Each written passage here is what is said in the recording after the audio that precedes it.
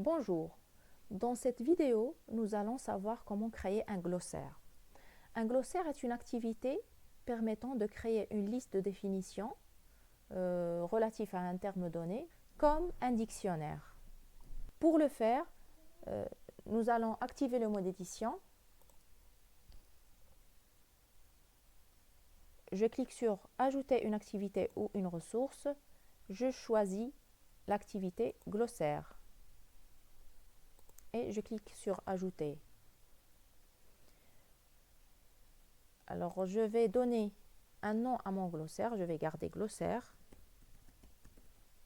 Une petite description.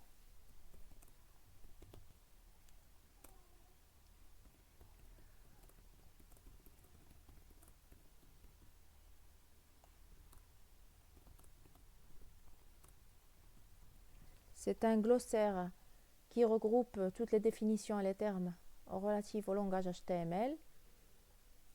Et là, je clique sur Enregistrer et revenir au cours. Mon glossaire est créé. Je vais cliquer sur le lien. Et là, comme vous voyez, je n'ai aucun article de créer. Pour le faire, je vais cliquer sur Ajouter un nouvel article.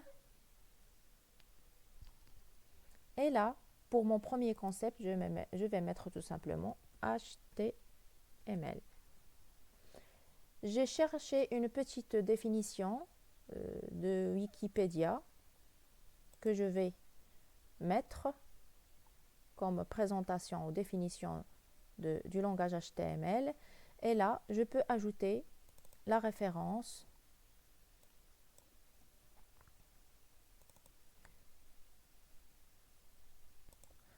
Je clique là et j'insère le lien vers l'article du site Wikipédia que je vais ouvrir dans une nouvelle fenêtre. Et je clique sur Insérer. Je peux mettre des termes associés, comme je peux intégrer une annexe, un document annexe.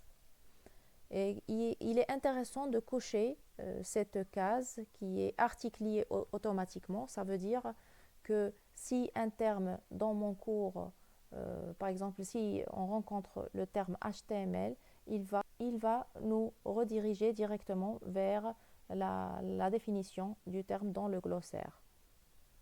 Donc, nous n'avons pas à cliquer ou à accéder au glossaire. On va le voir. C'est bon, mon premier article du glossaire est ajouté. Il est possible de faire une recherche soit par terme, soit par mot, ou soit en cliquant sur la lettre du terme ou de la définition souhaitée. Il est possible de modifier ou supprimer un article en cliquant sur Supprimer ou Modifier. Je reviens à mon cours. Je quitte le mode édition. Et comme vous voyez, le mot HTML est en bleu, est écrit en bleu. Et une fois je clique dessus, il m'ouvre l'article relatif de mon glossaire,